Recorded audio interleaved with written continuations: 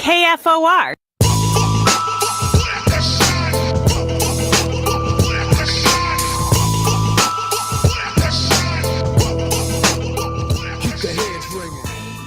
Good morning, League of Nebraska. Happy Fullback Friday. Welcome into the Morning Hookup. Bill Hucks, Elijah Herbal.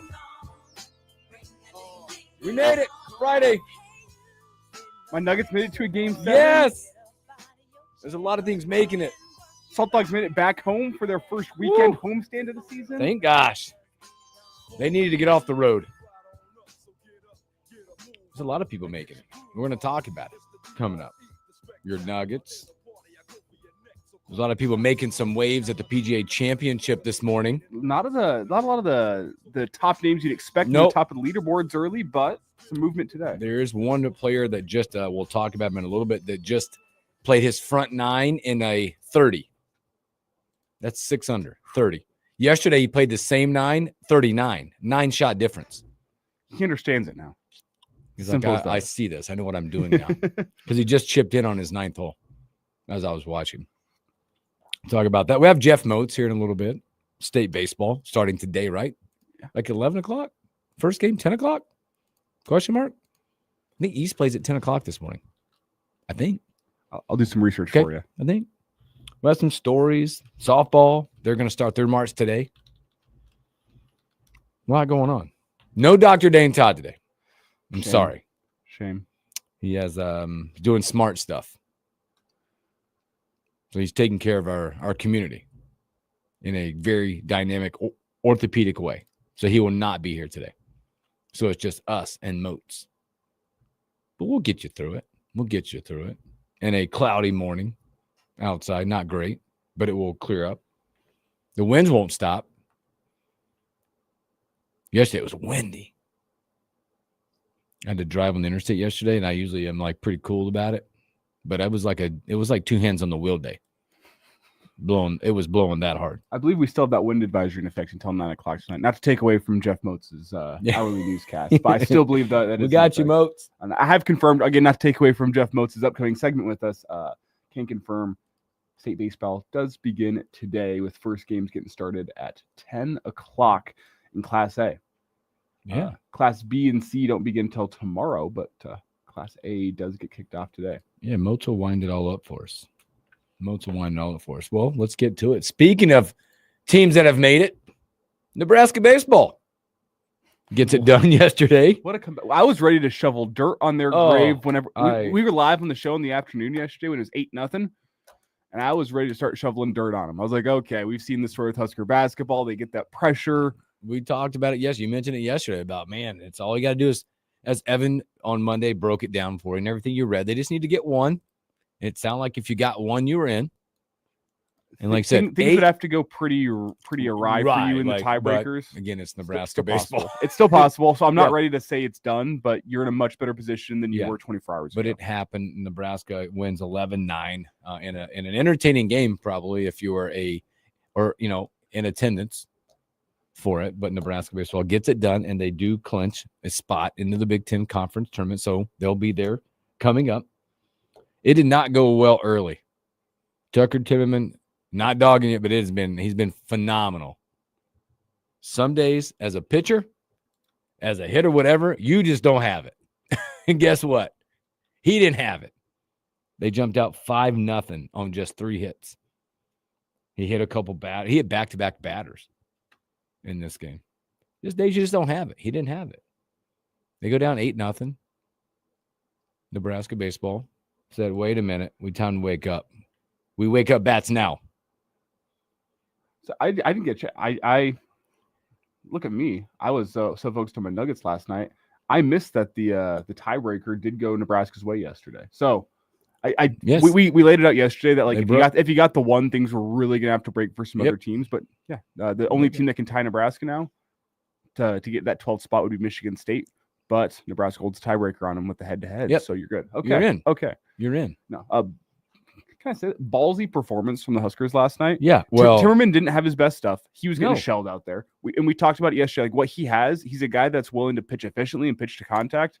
That's going to happen occasionally to guys that pitch to contact. The other team's going to have your number because you don't have your best stuff. Man, that I think it was that fourth inning. Fourth inning, they dropped the 6th spot.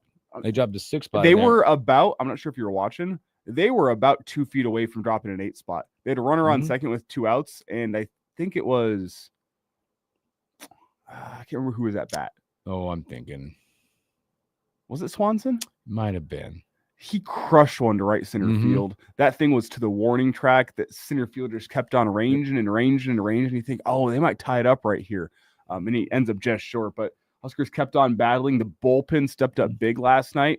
I mean, you put a big load on that bullpen. Timmerman leaving the game so early. My goodness. When you're talking about that bullpen, I mean, Tucker gets you through 2, by the way. Yeah. He gets you through 2, 6 runs, 6 hits, 8 runs. And go ahead. You can talk about the bullpen because they were absolutely phenomenal when Caleb you look Clark at it. Stepped up big to stem the tide. 1 run on 5 hits out of the bullpen. I mean, and I circle Caleb Clark because he got put into the toughest spot. Yep. You got to come in the 3rd. You're down by 8. You got to get some outs. Purdue's got all the momentum. He stemmed that tide and gave Nebraska the opportunity to get it to the 4th and get right back in that ballgame. Yep. Clark goes out, throws that inning.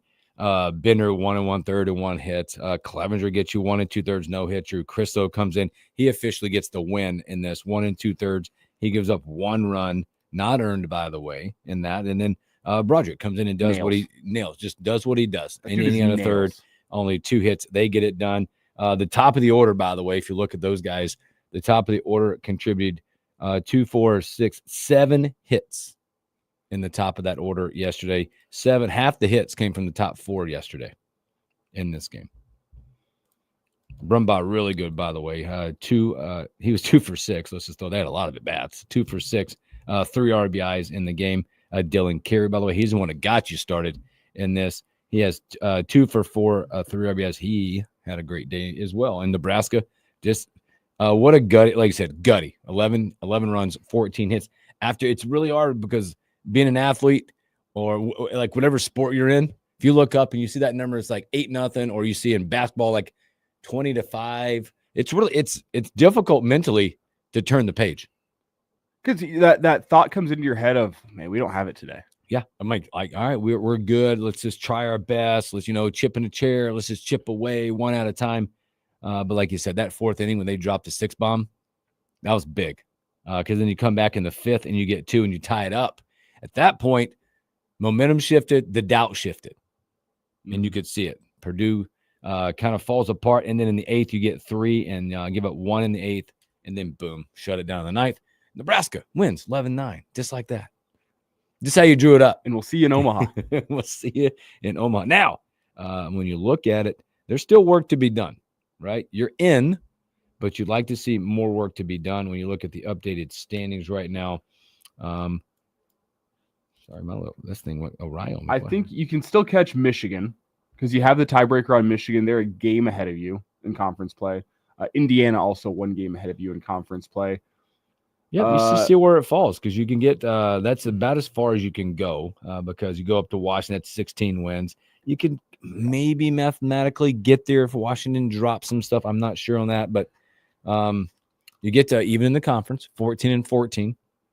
Looking to see what is it. I believe you can't catch Washington because they got you in the series. They got you. Okay, so the only 2 that you have a possibility is getting up to where Indiana is, which would put you what 1, 2, 3, 4, 5, 6,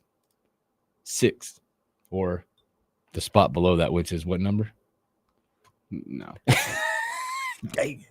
Indiana and Michigan are playing each other this week. You want who do you want? You want Michigan? I mean, you want Indiana, don't you? Since you own that tiebreaker there? You own the Michigan tiebreaker. So you want that one. So you want, well, realistically, if Michigan goes and gets the next 2 games, you can't catch them. Mm-hmm. So you want to split. And then you have to take 2 if you want to move up. Okay. So you want to split between Michigan and Indiana today and tomorrow. Largest comeback victory yesterday, by the way, since I think, 2010? Somewhere in there. It's been a long time. I was talking to my kids about this. That's not like a record you tout. Like, oh, biggest comeback victory since 2010. That means you've been down a lot. Like, those are like, hey, yeah, you did it, but shouldn't be down 8-0. Well, at least it's not like since last week. Yeah. Well, biggest comeback win since last week, 8 runs. Like, hey.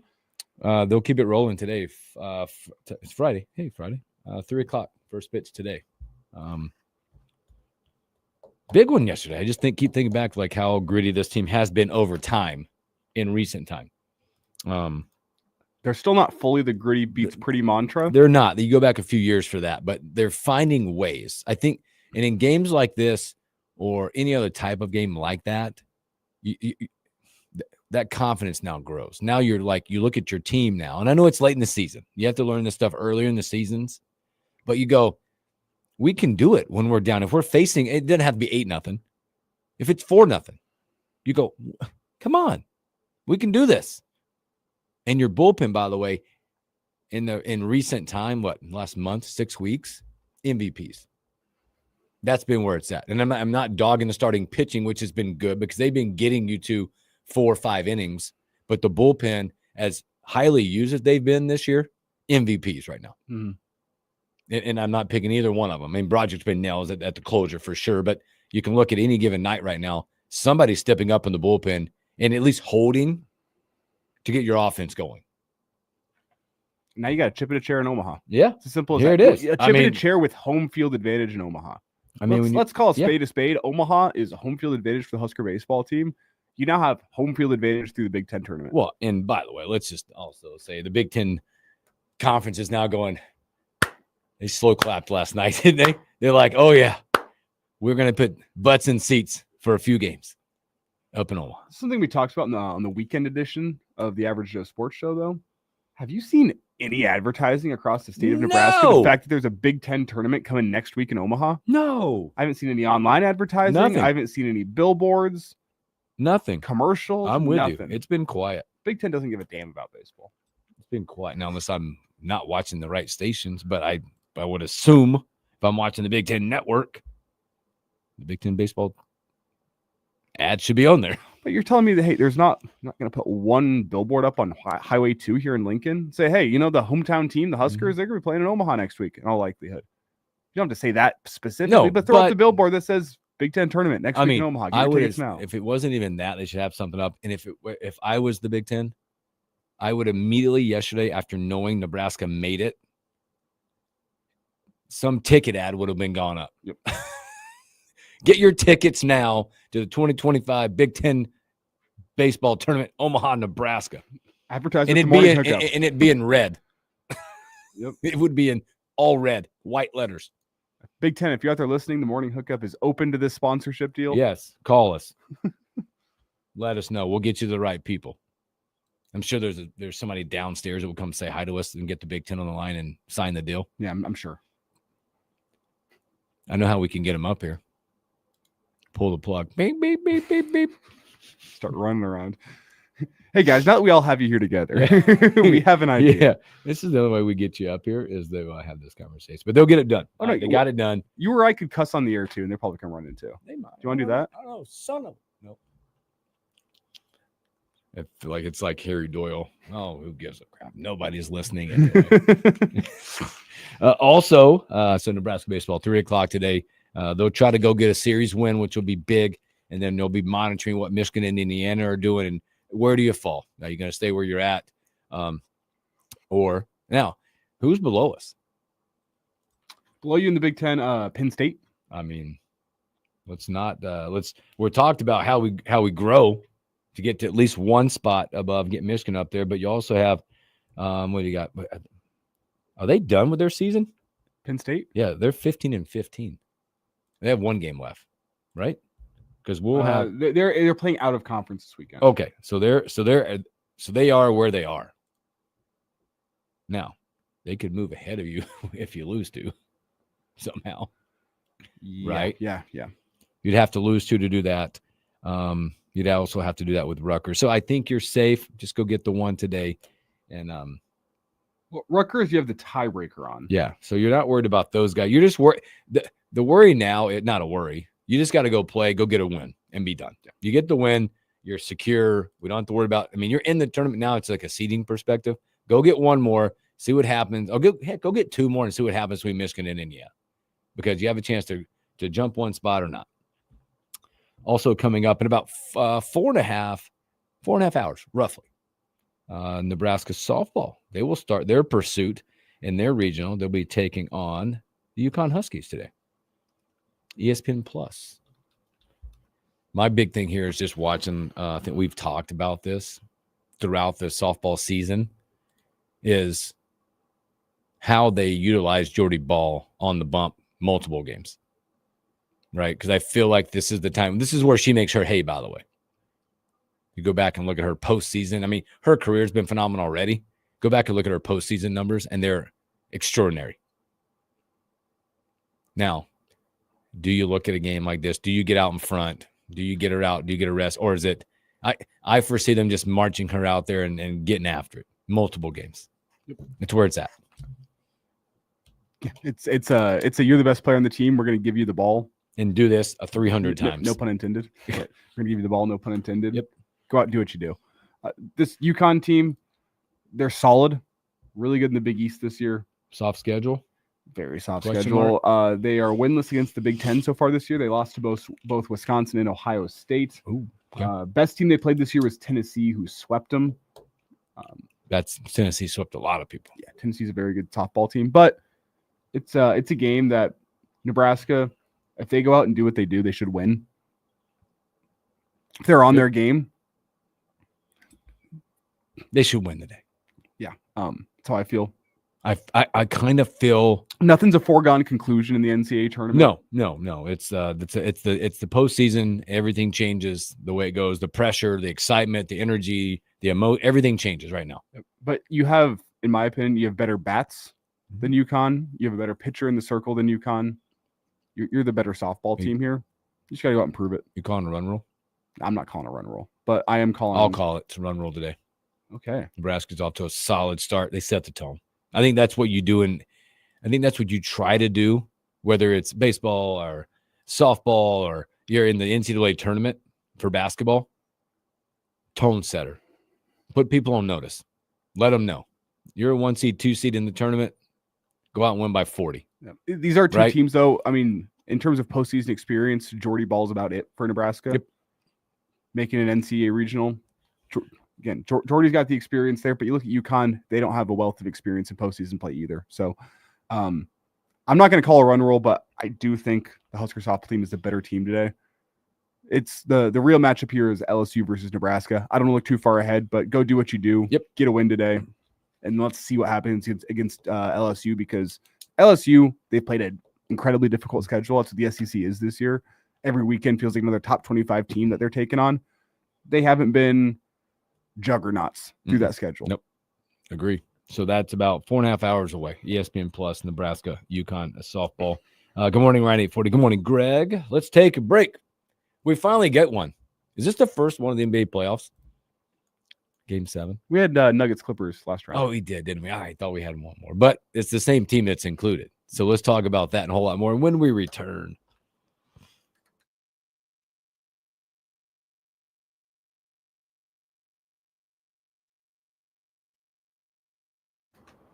Yeah. Well, I got to tell him I can't do that. How many games you got this weekend? State baseball tournament, I got none. No, that's right. State baseball. Boo, you should be in it. I didn't even apply for state baseball. Didn't do it yet? Because Justice was going to be out of town. Oh, A, yeah. You're... And then B, I kind of like having this 2 weekends off before we get into the heart of summer Legion schedule. It's that nice reset point between the two for people, and I don't feel like taking work off to go to a state baseball tournament. And they only have what? It's a small number of umpires that get selected, so I don't care to throw my name in the ring. Yep. Understand. I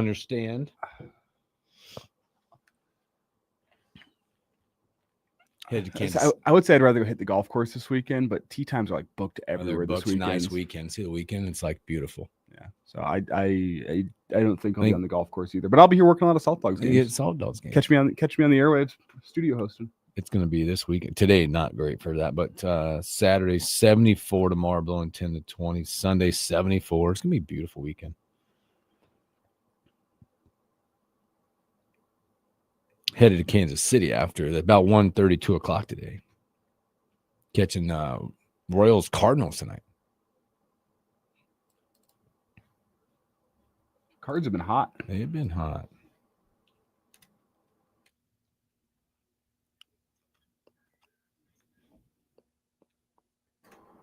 Yep, Royals, Cardinals, and then we got 2 games tomorrow.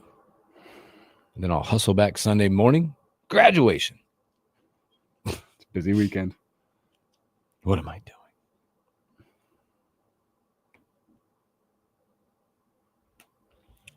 It's for the greater good. That's what I keep telling myself. So I'm working today, got morning and night tomorrow, got midday off, and that's the one time I could really realistically sneak out and get some golf in. But I mean, good luck finding a tee time. Go knock out Jim Ager. I might. Go knock out the par 3. I could do that. A little exercise. I was looking at Sunday afternoon when the Nuggets forced Game 7. It's Yeah. like, well, I'm not going to be on the course when the Nuggets playing Game 7. Yeah, just go, lace up the bag on the back. Oh, I got the walking cart. Oh, yeah, push the cart. Get that up. Major, get yourself, find it on like Facebook Marketplace or eBay or something. Get yourself a secondhand walking cart. Very nice to have. My kid, I don't have one. We have one as a family, but I don't, I'm at the point now I do not walk. See the people with like their self-driving bags that have little remote controllers are sick. We're coming back here, but right. I want one of those. We're going to talk about golf. How do you like me now? How do you like me now? Now that I'm on my way. I feel like you played that on purpose. I did. After what happened last night. Well, it's double. It's double because the state of the team the Nuggets are playing, Oklahoma. Yeah. Which is the home of. I got you. We're talking about the weekend. The weekend's going to be beautiful coming up. You're out and about. There's a lot of youth baseball going on, a lot of state baseball going on. And I was telling Elijah, you should go hit the old Jim Ager. And it brought us into walking carts. Push carts, we call push carts, whatever you're going to call them. And you talked about those electric ones. I think those are super Come on, cool. lazy. I think they're super cool. I saw a guy the other day. I won't wear. And it was post round, right? It was post round. I think it was like maybe which this drives me nuts too. There was like one walker, a couple walkers, couple guys in carts. Oh, yeah, dumb. What a waste. Post round, he's in the cart driving one of his buddies. Like he must have been tired after 18 holes of walking. He's got his cart and he's doing this and he's riding in the cart. And his cart's way out in front of him. I'm like, man, just be better. I mean, be better. Push the cart. Hey, if you get out there and get your exercise in by walking 9, walking 18, and it's easier for you because the cart drives itself, the push cart, I mean, more power to you. Those things are stupid expensive for what they are, but I think they look super cool. Yeah. You walk around the course and here's your bag following you. Looks like it has a mind of its own. I'm with it. You're down with I'm just down with. If I'm gonna walk it, just push it. We have just a normal click cart, push cart kind of thing.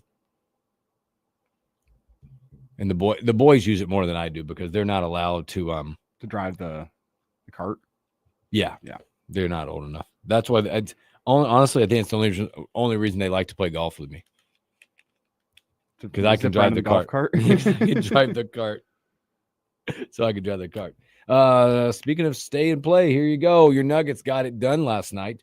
119-107. Pretty inspired basketball.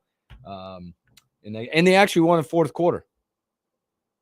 They won at 29-25. A couple guys that were just absolutely phenomenal. I was 2 assists away, by the way, from calling the Jokic triple-double. Yeah, I was 2 assists away. Come on, be better.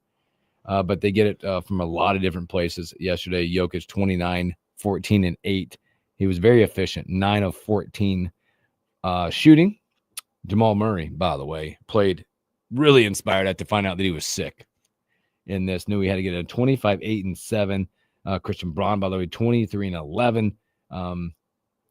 Very efficient. They got it done. They played with urgency.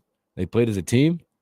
Forced this game 7. You might not have seen the box score. Player of the game, Julian Strother for the Nuggets. He came in. He got streaky end of the third quarter into the fourth quarter. Had a streaky shooting performance. Came in and changed the game because of what he could do. I think he knocked down 4 of 5. He's 4 of 8 total, 3 of 4 from 3. 3 of 4. Also got to the line 4 times, knocked them all down, 15 points. Just a confident offensive performance. Nuggets needed a guy like that to step up off the bench. That's been the one glaring issue with this team through the postseason is their bench. They have Russell Westbrook. I mean, this kind of Peyton Watson. That's about it. Yeah, I mean, this team's only going like, let's call it 7.5 deep. Yeah. Let's just call it 7. Depending on the game, it's 6.5. Call it 6.5, 7, whatever it is. Because when you look at the one guy off the bench, Waldo, like you said, had a good night. Westbrook 3 of 8, Watson 1 of 7. I mean, you didn't get much from those guys. Westbrook 8 and 3. You know, on the other side, SGA still another great night, 32 and 6 assists. Read last off night. that box score for Jalen Williams. Though. This was the difference in the game. Boy, they just like, hey, by the way, if he's open, sag off him. He can't shoot. 3 of 16. He had 8 assists. He did all right as a distributor. He had more than that, according to this box score. How many do you have? Sorry, I'm laughing because I'll read the numbers across. And this is no lie. This is not set up. 6 points, 7 rebounds, 10 assists. 10 assists. Okay. That's the In official this number. box score. Yep, official number is 10. Okay. But 3 of 16. Yeah. Woo. The Thunder, the big question with them, I think, in a game 7, it's less. I mean, they didn't even have a second guy last night. And if you don't have a second guy, you need for that team 3 or 4 other guys in your cast of characters to step up and play a little bit above their level. If the Thunder have SGA and Jalen Williams working, they just need a third guy to step up and play a little bit above his level. Sometimes it's Hartenstein, sometimes it's Chet. I mean, sometimes, in game 5, it was Lou Dort. They just need that third guy to step up. Whenever you don't have Jalen Williams going, though, you need 3 other guys to step up and kind of fill his shoes. They didn't get that last night. Nuggets forced game 7. I think that was the story of the game. Yep. I mean, when you look at it across the board, obviously when you lose by 12, these will say that. But when you look at the plus minus section, it was only one guy plus yesterday for the Thunder. Who was that? Chet. Okay. Plus 3. Interesting. But look at the number. Only plus 3. Yeah. It wasn't a large number. When you look at guys like Dort, you mentioned Dort, he was minus 18. Yeah, he hit a rough one on the floor last night. And you look at the vice versa. Obviously, when you win, you'll see it on the other side. All pluses. The guy last night that was a big contributor, sick as well, talked about it. He had to figure it out and get it done. Murray was plus 28 last night on the floor. It's a big number. Get it done. Yeah. Sunday, I think it's 2:30. 2:30 opening tip on Sunday. Well, Sunday afternoon action. Question mark? ABC is my question. I'm not sure. Bless you. Nuggets Thunder. ABC. Thunder currently 7.5-point favorites in that game. Currently 7.5-point favorites. Which every single home game they've had so far this series, they've been 10.5-point favorites. I think the Nuggets are now 5 of 6 covering that number. It's shrinking. It's shrinking. I think if you've bet on the Nuggets 6 times this series, you've been a winner 5. So that number comes back down a little closer to where I think it should be. The story of game 7 to me and what you have on each side, the Thunder, young, upstart, energetic, they have the crowd behind them. The Nuggets have game 7 experience. The Thunder don't. You sound a little more confident right now than you did yesterday. The Nuggets made it through tired legs. Now they get 2 days off, which is massive. Adelman spoke post-game to the team yesterday just about the fact, hey, I want you guys to all get away from basketball for a day, get away from your teammates, really mentally reset yourself, enjoy your day, find whatever you can do to get away from the game of basketball for a day, because it's been 7 games in 15 days, dating back to game 7 against the Clippers. It's just been a marathon. He's like, hey, get away from basketball, do what you got to do to get your body right, do what you got to do to get your head right. I'll see you guys on Saturday. We'll fly to OKC. That was the message to the team yesterday. Perfect. That is so massive for this Nuggets team. Again, the Thunder have the young legs. They have a little bit more energy to them. They can handle every other day, especially that they got a couple days off before the series started. Nuggets didn't get that. They've been getting tired down the stretch of basketball games. The rotation was a little bit more manageable yesterday because you had some bench guys you could rely upon. You could get Jokic and Murray a blow. But now you go to game 7 where you're going to get that extra day of rest. And the ultimate thing, the Nuggets played in game 7 against the Clippers. They played in game 7 against the T-Wolves last year. Dating back a little bit further, I remember they played a game 7 against the Blazers. Like, they have game 7 experience. This Thunder team, most of them have never played in a game 7. Nope. The last time SGA played in a game 7 was in the bubble. Yep. There's a lot to be said about that. from the meaning experience side here. SGA's never played a Game 7 in front And of a they- hostile crowd or in front of a home crowd. Yep. There is added emotions that are going to come into play there. Oh, Nuggets know how to handle those emotions. The Thunder don't. So no matter what happens on Sunday, I won't be surprised. The Nuggets can win by 15. I wouldn't be surprised. The Thunder can win by 15. I wouldn't be surprised. It could go either way. It's a Game 7. It's all on the line. you throw everything out the window at this point. Tonight, speaking of that, can the Celtics force a Game 7 tonight? If you talk to Knicks fans out there, ESPN. Knicks fans are nervous. Yeah, well, you get on the brink of something, right? You get on the brink of something, and You got the emotional response with your star being gone. I mean, the last game. And what the Celtics are right now is they're an animal trapped in a corner. Yep. And they are going to be playing. And again, this goes back to the team with the most urgency kind of game. Can the Knicks match that intensity and match that urgency at home? Can the crowd it will be electric. Right now, Knicks are favored by 2.5 in this game. The other side is, can the Celtics match the energy, the mental toughness to get through being without Tatum? Because that's going to wear off right now. They're going to go, oh, okay, he's not here, right?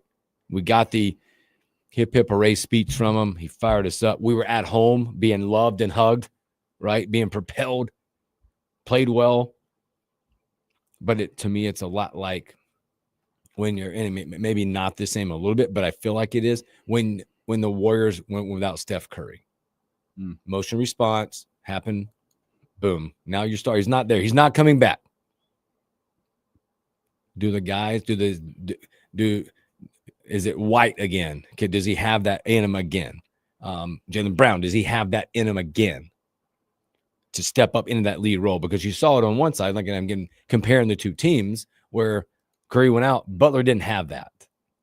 Did the Celtics supporting cast without Jason Tatum have that ability to propel them? Because I think if they go to Game 7, I'm going to tell you right now, Celtics win it.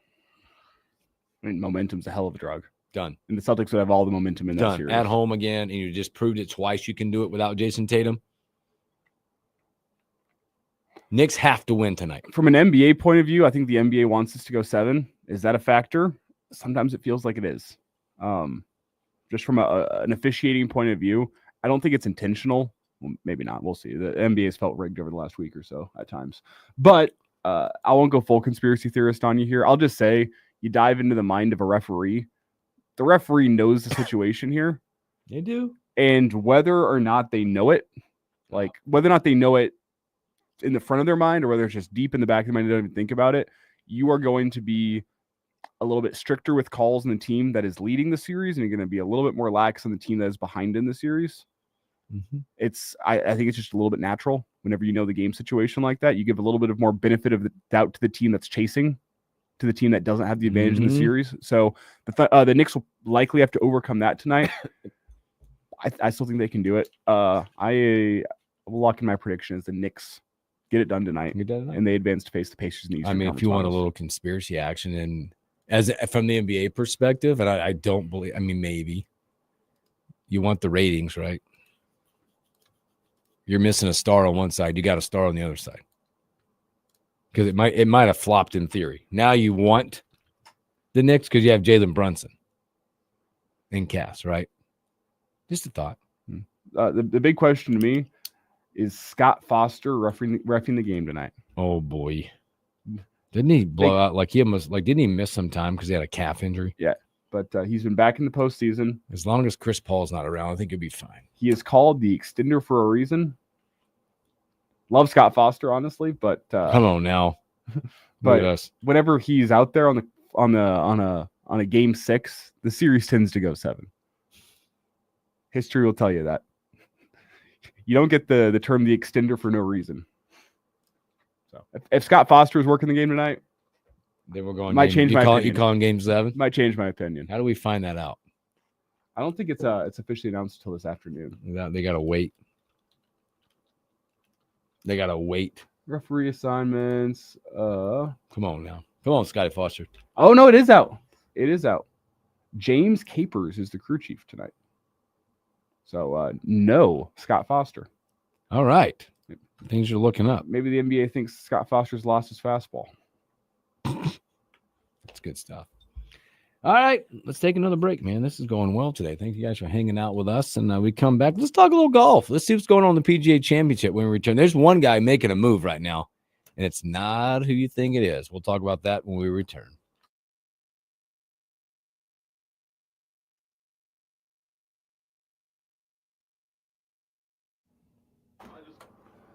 Oh, my kid keeps asking me about it. I thought I had this password fixed. Did I not? Did I change it?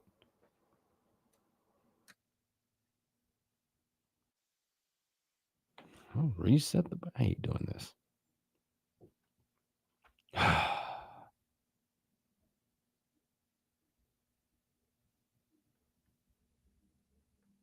There's I won't say the site because I don't want people to hack me. There is one site that has been for about 4 months now asking, hey, your password has expired. Would you like to change it? It's not you have to change it. It's would you like to change it? And for 4 months, I've been clicking no every single time I log in.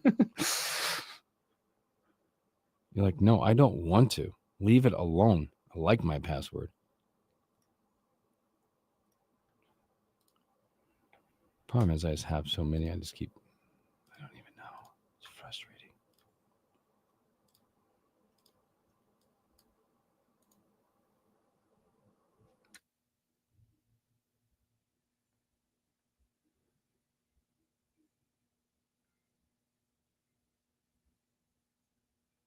Try that one. See if that one works.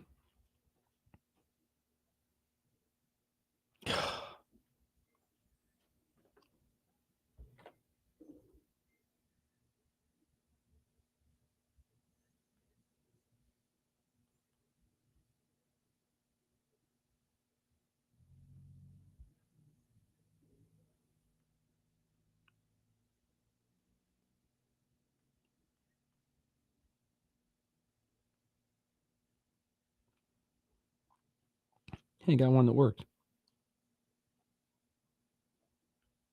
About that.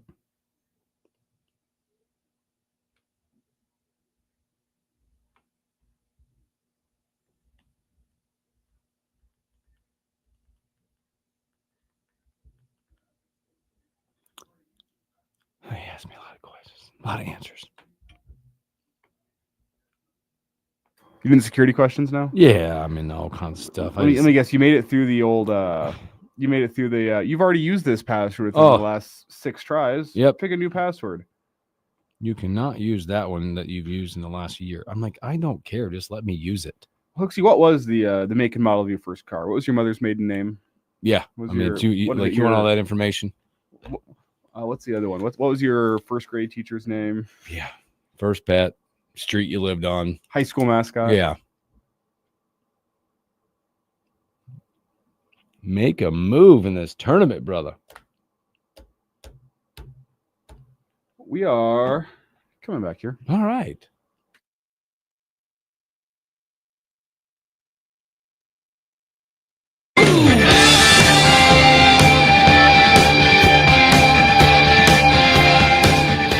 Welcome back in the Morning Hookup. Happy Fullback Friday.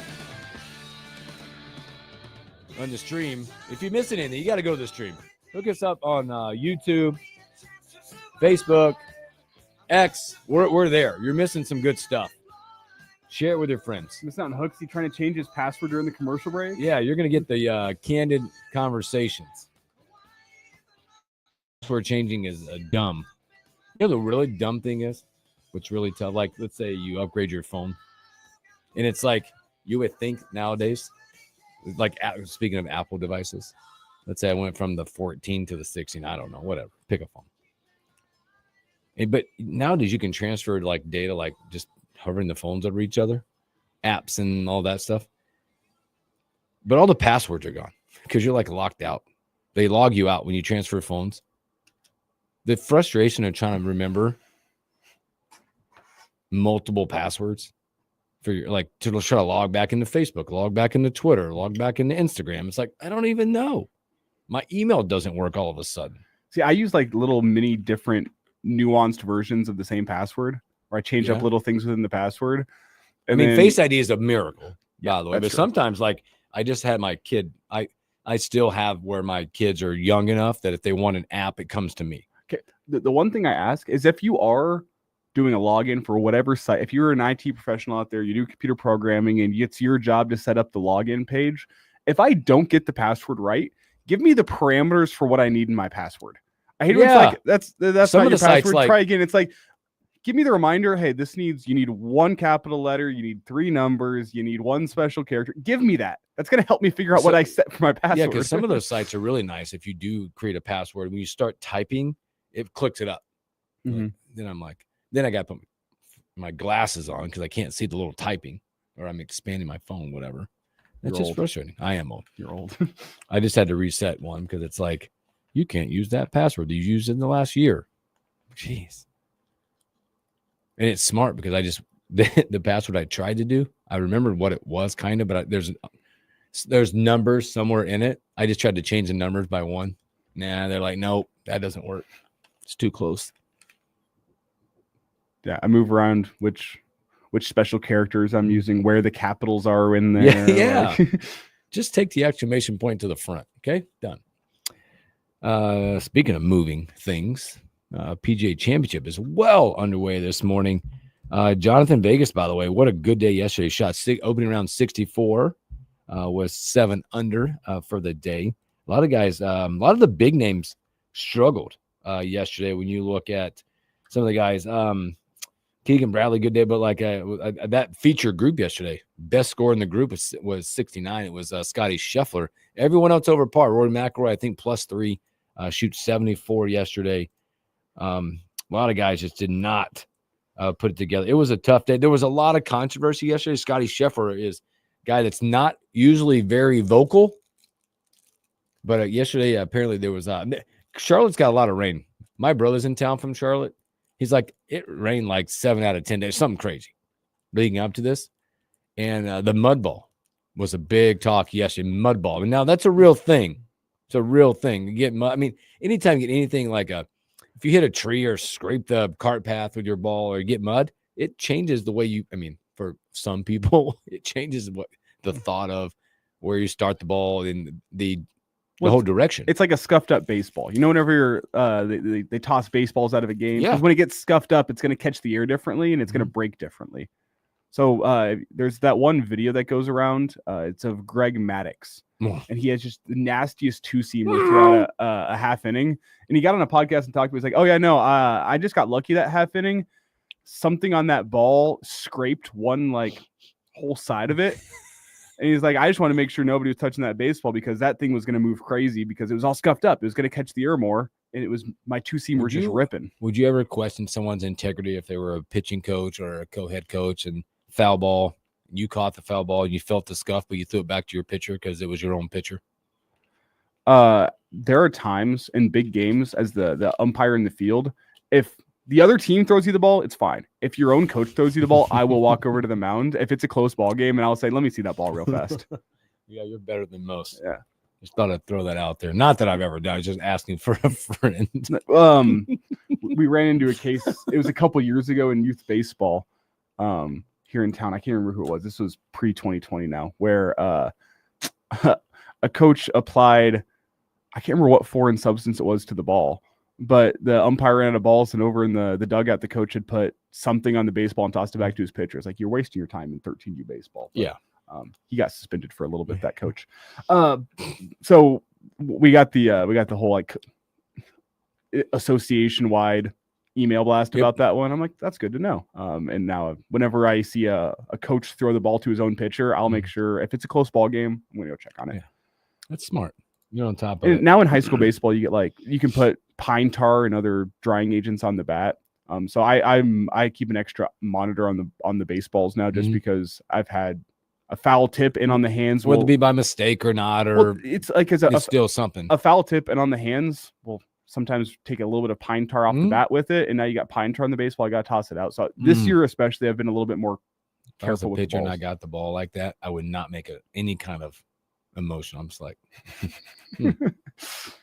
keep that one. It's a good ball. PGA Championship. Back to that. Right now, it's early in the round today. Projected cut line right now +1. Could move. based on the leaders and things like that. That's But what I predicted yesterday. here's some notable names, by the way, that are on the other side right now. If it stays at +1, Justin Thomas, he is even par. He is 2 over par for the tournament right now. Sam Burns, Shane Lowry +2. Some other notable names out there that we look at. Ricky Fowler also +2. These guys have not started their second rounds yet, so obviously that could move. Patrick Cantlay at +3. Gary Woodland, Jordan Spieth, by the way, he's 2 under today and he's +3. Bad day yesterday. He shot 76 yesterday. But, the name that stands out right now is the guy that was doing great and now is horrible. Oberg. Where did he?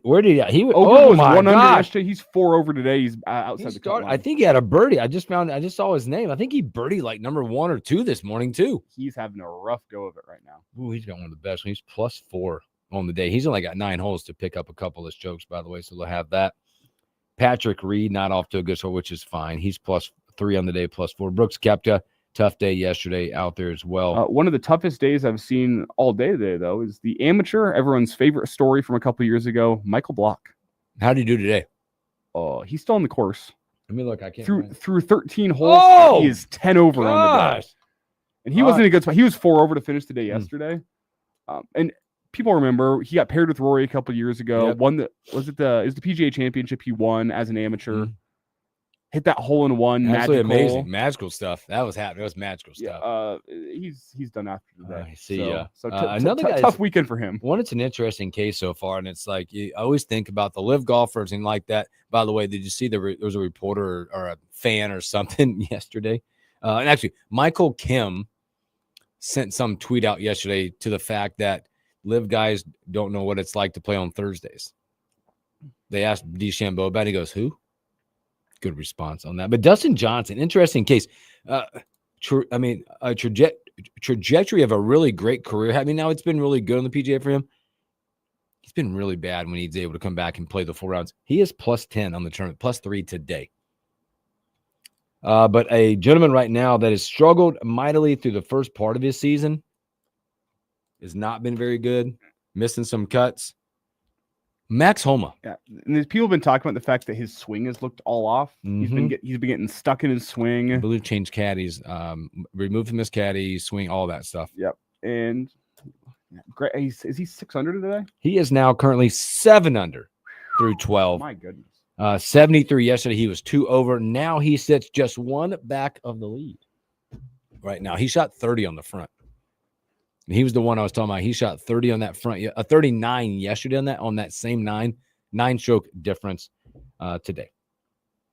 Also a really cool story, if you want one. Right before, I think on Wednesday night, before they started, Thigala had to back out from an injury, sickness deal. Alex Smalley was the alternate that got in. Take full advantage. He shot 67 yesterday, 4 under par. 2 off the lead, has not started. He'll go off this afternoon. Also, a couple of cool stories when you look at Ryder Cup captains. Luke Donald yesterday, 4 under par. He'll be the Ryder Cup captain for the Europeans. Keegan Bradley, nice day. He's trying to play his way in as a playing captain. 68 yesterday. And there's some get right stories as well. Those kind of stories. You've got Matt Fitzpatrick, who's really been struggling with his game. We know as a major winner. He's 3 under par yesterday. Bryson DeChambeau steadied the ship a little bit yesterday, 71 even par. He's 2 under through 8. So it'll be interesting. As it stands now that we know a little bit about what's going down on Friday, do you have a pick to win it? Do you have an amended pick to win it? Scotty Scheffler. He's still 2 under. He's still there. He played beautiful yesterday and just didn't make a lot of putts. He didn't get it. The proximity to the hole wasn't very good. He had some crooked numbers within there. Scotty reminds me a lot of Tiger Woods. He's always there. It's like 2 under and just plod along. And because any day, if you look at it right now, they're not moving away from him. No. This early group is that 6 under. He's like the leader was +1 today. It feels like any day, any time, Scotty can just go out and blast his 64, get himself right back in it. Also, watch Rory McIlroy today too. I bet you he does it as well. So we'll keep you up to date on the PGA as we get moving through. Take a break. We'll come back. Boy, more sports and a lot with Jeff Moats.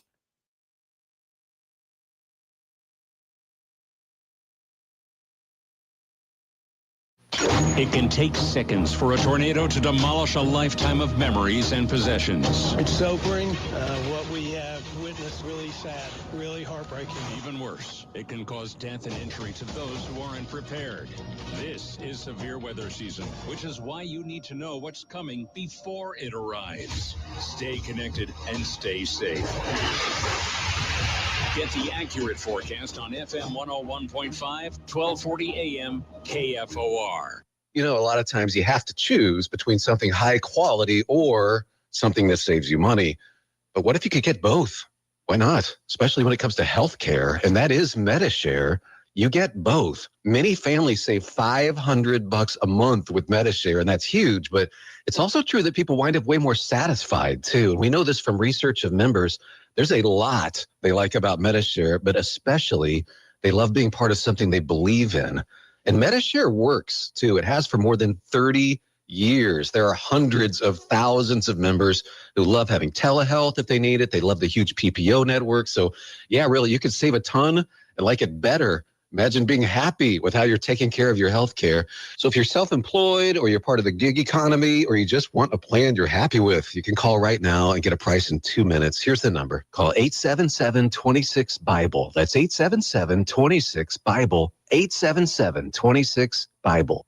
Do you know a person who's gone out of their way to help a veteran? Nominate them for the Bill Harris Friend of Veterans Award. Your nomination can be any kind-hearted person who's gone above and beyond to help veterans. Go to KFORnow.com and click on the Bill Harris Friend of Veterans Award and submit your nomination. Nominations must be submitted by May 31st. The award will be presented during the Veterans Freedom Music Festival, Saturday, June 14th at Antelope Park. Submit your nominations now at KFORnow.com. Hi, David Brooks here, president and founder of Retire Smart, inviting you to join me and Chip Maxwell every Saturday morning at 7 or Sunday mornings at 6 for the Retire Smart radio show. We'll provide you answers to your most pressing retirement questions and help you navigate ever uncertain financial times. Don't just retire, retire smart. That's Saturday mornings at 7 or Sunday mornings at 6. Investment advisory services offered through Smart Wealth LLC, a registered investment advisor. Heads up, ag producers, irrigation season is almost here. KZAP Pump and Motor has vertical well pump motors, farm duty motors, and industrial motors in stock with great prices. Come see KZAP Pump and Motor at 4700 Douglas Circle, a block north of 48th and Superior in Lincoln, or give us a call at 402-307-1234. That's 402-307-1234. Every customer deserves great service at KZAP Pump and Motor. Progressive knows when you're on your boat, you're already on vacation. And Vacation You forgets all your worries. Vacation You doesn't even keep track of time and knows that time is a meaningless construct designed to control us, man. But Regular You knows you don't want to be too far out in the water after the sun goes down because Vacation You doesn't know how to navigate in the dark yet. Vacation You and Regular You really need to get on the same page. So bundle your boat with your home or auto policy and earn an automatic discount from Progressive. And spend the savings on the both of you. Progressive Casualty Insurance Company affiliates and other insurers. Not available in all states or situations. Did you know you can get your prescriptions for less at your local pharmacy? You can with GoodRx. It's the free app that can save you money on your medications. Just search for your prescription, choose the pharmacy and the price that works best for you, and then show your GoodRx coupon to your pharmacist at the drop-off counter. GoodRx works at over 70,000 pharmacies, including Walmart, Rite Aid, and Walgreens, and it works whether you have insurance or not. It's easy to save. Next time you drop off your prescription, check GoodRx. To start saving today, go to GoodRx.com. GoodRx is not insurance. Lincoln's local news, talk, sports, and weather station. FM 101.5, 1240 AM, KFOR, and KFRX HD3, Lincoln.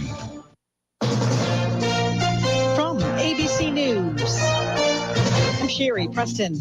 The first direct peace talks between Russia and Ukraine in more than 3 years, ending after less than 2 hours. The senior Ukrainian official at the talks saying the Russian side introduced new demands that were unacceptable to Ukraine, including new land boundaries that show Russia taking over territory all the way along the southern Ukrainian coastline. ABC's Ian Pannell covering the talks in Istanbul. Clearly not a very positive sign after so much anticipation. At least one Ukrainian source is telling us that the Russians made unreasonable demands, essentially asking for 4 oblasts, in other words, provinces or states, if you like, inside Ukraine. In other words, asking for land diplomatically that they've been unable to achieve through the barrel of a gun. Ukraine said no, and the talks then ended. New Jersey Governor Phil Murphy says he hopes an agreement can be reached soon between New Jersey Transit train engineers. At this moment, our single highest priority, in addition to making the system work, just as it has been for the past several months, is reaching a fair and affordable deal as soon as humanly possible. The union says likely no talks until Sunday. There are around 350,000 people who take those trains every day into and out of work and school. President Trump is on his way back from the United Arab Emirates, the last stop on a Middle Eastern tour that also saw him visit Qatar and Saudi Arabia. ABC's Mary Bruce. The UAE, like all the countries visited this week, has growing ties to the Trump Organization, now run by the president's sons. And last month, Eric Trump inking plans for an exclusive Trump golf resort in Qatar. The president now heading back to the U.S. amid growing concern over his willingness to accept a $400 million luxury jet as a gift from the Qatari royal family. Severe storms that spawned several tornadoes and knocked out power to hundreds of thousands in the upper Midwest, moving east. This is ABC News. Are you living with dry AMD?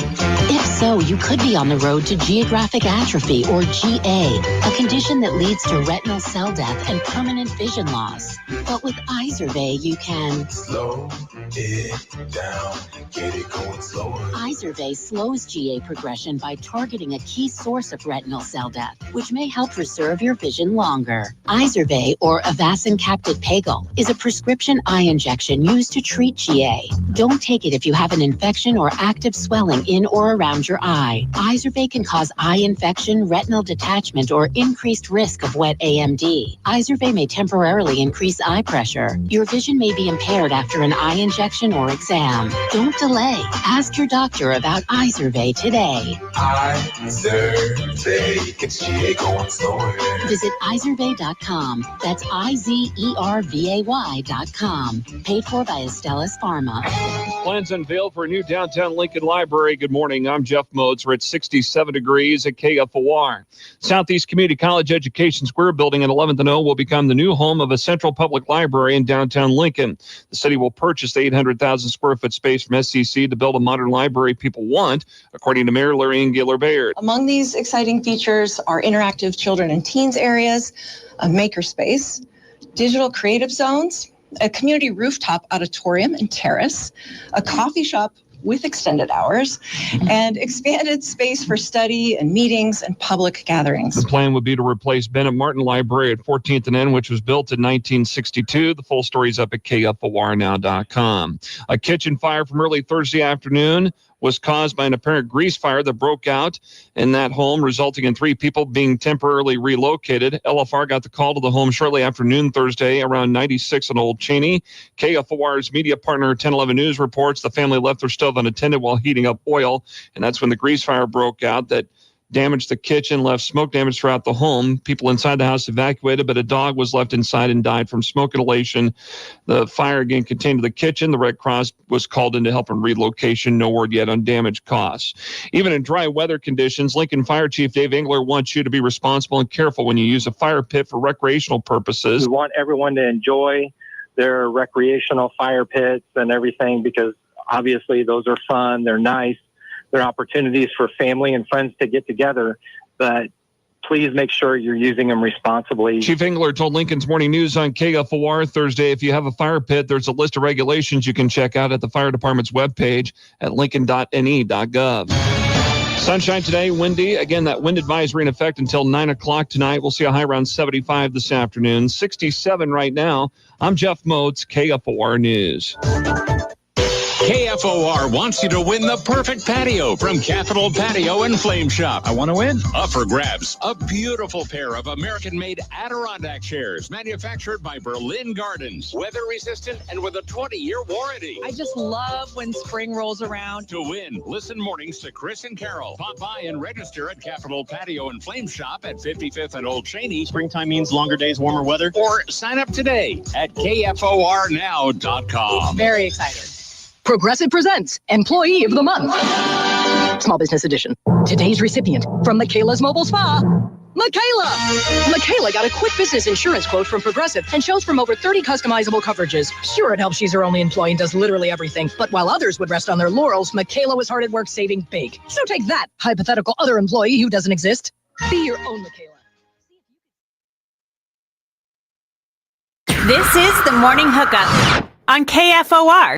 I wanna love somebody.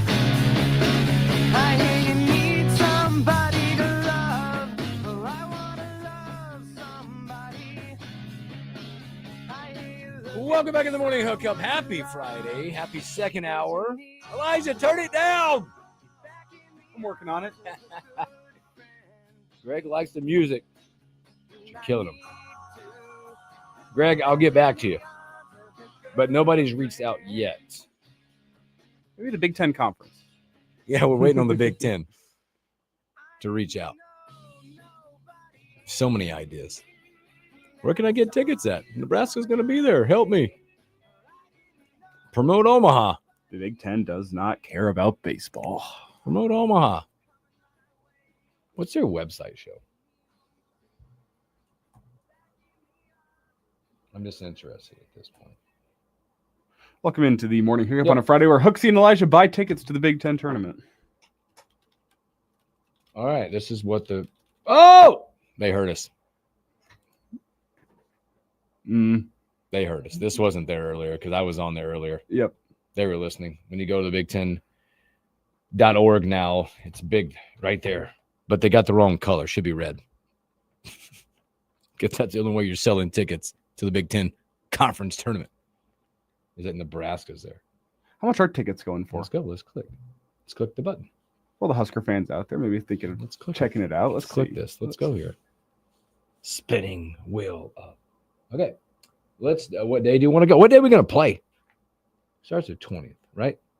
What? I assume we're playing day one, right? I don't know. Just look here. Let's look at there's got to be a bracket somewhere. Come on. What's going on here? $65. Oh, this is for all? Yeah, that's all games. I don't want all days. What days it start? Wednesday?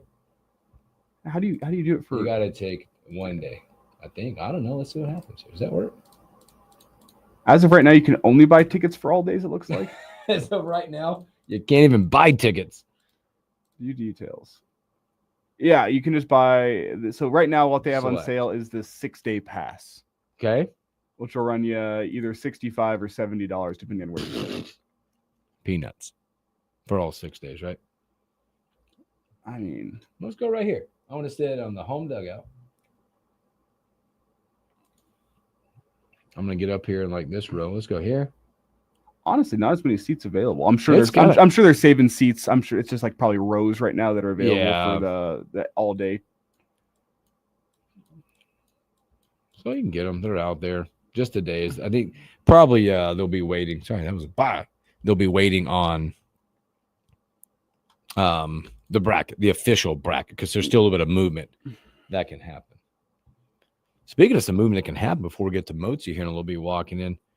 Bryce Williams kind of having an up and down combine, I'd say. Great day yesterday. His first scrimmage not so great. And again, I mean, there's got to be pressure and all the emotions. His first one 0 for 8 from the field, but did haul in 7 rebounds in his first. Yesterday, 24.7 and 12 shooting, 4 of 9 from 3, 6 of 6 from the line. Pretty good showing. He was the best player on the court in that game. Yep. So you wonder what it means for Bryce, where, if, when, how, if he does. A lot of great comments from him, by the way, yesterday as they were able to talk to him. He said, I really don't try to get ahead of myself. It'd be nice for a team to pick me and any team to believe in me, but I'm taking it day by day. Also gave a lot of credit to Nebraska in a comment. He said, but I felt like when I got to Nebraska, I took major leaps and bounds in my development. Also what the scouts saw me, it was good, educated move for me, and it turned out to work in my favor. I mean, Nebraska just plays a system that translates really, really well to the NBA. Mm-hmm. It's not the same system that they had year 1 and year 2 under Hoiberg, which was the NBA in college basketball. They've changed it a little bit, but you see it from Delano Banton, Trey McGowan's, Bryce McGowan's, the guys that have gone off and participated in the combine. they tend to do well in those moments because they've played in an offensive system that is already NBA light, a diet NBA, if you will, type system. They tend to pick it up pretty well. I think that was evidenced by Bryce Williams, what he's been doing in this combine. Yeah, up and down, but he seems to fit the flow of what NBA teams want to do offensively already. So good for him. He's going to end up in a spot. He's going to be in, whether he's drafted or not, he's going to get a chance in summer league. He's going to get a chance to show everybody. So if I've learned anything over the past 2 years, don't bet against Bryce Williams. Nope. I think he's game after game, moment after moment. He's going to have a solid professional basketball career. I like what I really like about Bryce is the intangible stuff is what do I call it? There's no highs and there's no lows. Because there were a lot of people critical of him throughout his couple of years here from the emotional state, the energy level conversation. But he's just a guy that goes, he is a true professional in all sense of it. Not just his play, managing emotions, being a floor leader, very humble. And he worked hard to perfect his craft. And what I'll remember about him with his NBA career, and it goes hand in hand with the professionalism, was just how smooth and chill he was on the floor. That's it. Like that's what I'm talking about. There was nothing. People were like, what? We're up by. I mean, we just took the lead. Where's the emotion, dude? It's steady Eddie. Yep, steady Eddie guy. That's a calming factor on a floor. That's a true floor leader at that point because you can get too high and too low. He's always just smooth as butter. He was. He's just amazing. I think, again, go back to the system a little bit, and I give Fred and staff credit. It baffles me the fact that night in, night out, you knew Bryce was the guy for Nebraska, right? For a couple years. You knew it. Every night, he was able to get to his spot when he wanted to, how he wanted to, and get his, and help that team. It didn't matter. You knew Bryce was the guy. Somehow they found that little mid-range action that he played, and he was just every single night. Just a ball player. Just a ball player. Nebraska was lucky to get him, by the way. And I think they found something in a guy like that to come here and steady that ship a little bit. And whichever professional basketball team ends up with him, whether it's an NBA team and he starts out in the G League, whether he earns himself some sort of two-way contract, whether he's playing overseas in Europe or New Zealand or wherever, whoever has him will be lucky to have him. Absolutely. That's the biggest credit you can say, because talk about the professionalism that he steps in with. Whichever team he ends up sticking and staying with, he'll stay with because he's got that professionalism, and they're going to be lucky to have him. So wish him the best. I hope it ends up being some sort of two-way contract situation. Yeah. You look at what Trey Alexander did this year with the Nuggets. I know he's at Creighton, and folks here in Lincoln don't want to hear about Creighton. I understand. It's an example. Aside from Jeff Moats down the hall. But it's an example of just a guy that stepped in and was mature, professional, and put up big performances in the G League. When he had opportunities in the NBA, he did well for himself. I could see Bryce Williams kind of falling into a similar role. Absolutely. So wish him well. That draft is June. We're coming up quick on that. It's just after the NBA Finals. Barclays Center, I believe I read. Yeah, June 20th. Wednesday, June 25th. I believe if the NBA Finals were to go 7, it would be just, I think it'd be the following week after. Perfect. So, all right, let's do it. Let's take our break. He popped his head in earlier. I could see him. I'll send him the link. Send him the link. He's ready to talk. Coming up, the Almanac, Jeff Moats.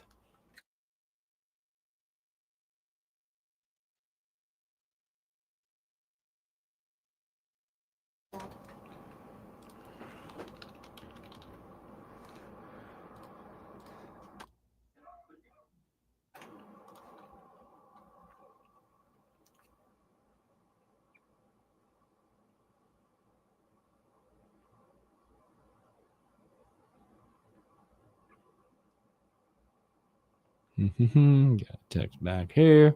A lot going on today, trying to get out of town. I'm just trying to make it to the weekend. Shame.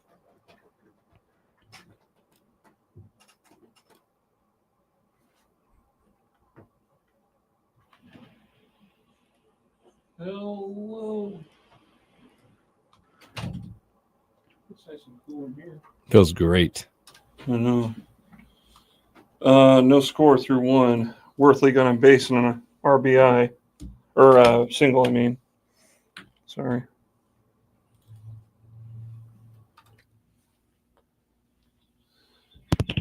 Whoa! Whoa! Feedback, echo, echo, echo. Foxtrot.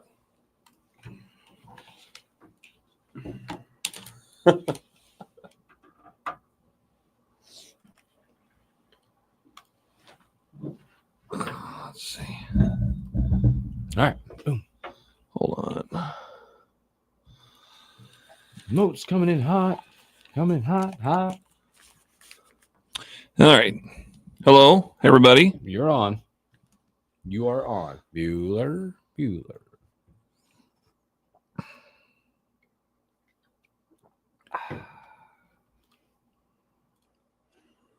We're talking baseball. That song's 44 years old. That doesn't make me feel any better.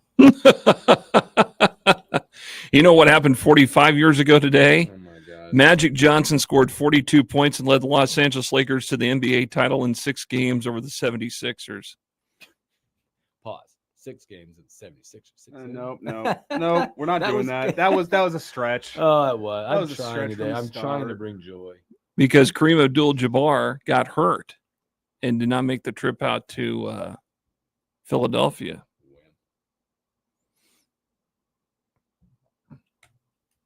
Didn't you guys watch Winning Time? Didn't you guys ever do your NBA history stuff? I didn't watch Winning Time. I watched The Last Dance. Speaking of most people, you see Nebraska high school soccer made the SC top 10 last night. Was that what was it? Was it the boys Class Yep. B? Elkhorn North and Hastings. Free kick goal. Yeah. We're coming back here, but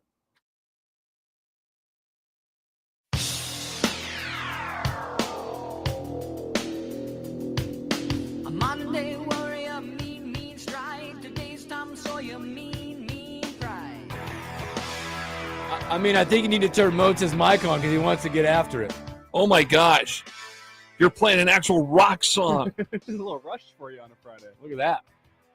Tom Sawyer? Now, I like Subdivisions from Rush. See, It's very heavy synthesizer sound. Moats just had a head rush. Man, I never thought on this particular show with Bill Hooks I would ever hear any Rush music. Now, I'm not a huge Rush fan. They got some good music. But of all groups, I never thought I'd ever hear them on this show with This you. is the good thing about this show. One, I have no say-so. I might occasionally throw a song to Elijah or Justice. Because they we know that they are on the ones and twos. Because we all know, from Bill Hooks' perspective, music did not start until 1990. That's when it started. But I let them. They set the tone. That's the most iconic drum line of probably all time. Well, Neil Peart passed away here in the last year or I so. think it was about 2 years ago. Yeah, and he was one of the best drummers in all of rock and roll. Yep, that's what I love. They get to set the tone modes. Well, They read the guest. They read the room. They read the topic we're on. yeah. Well, I'm trying to get you more money. I couldn't believe it. I heard an actual rock song. That's probably the most the most air drummed song of all time. Yes. Some of those drum fills in there. Yeah. Welcome back. Anyway. in. Or Happy in the air Friday. tonight. In the air tonight from that- Genesis that or probably- Phil Collins. That probably beats Rush. But. No, not that. No, I just wanted to sing that. It felt good coming out. Ba-dum. In the Air Tonight from Phil Collins. That one. So, But history. But Rush. Yeah.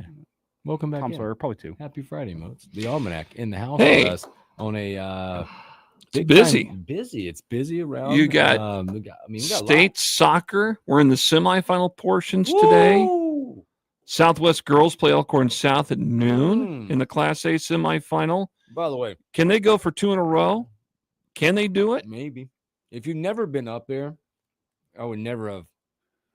My daughter last year because Pice has been in it for a couple of years in a row, and that venue they play in is from a soccer perspective, it's electric.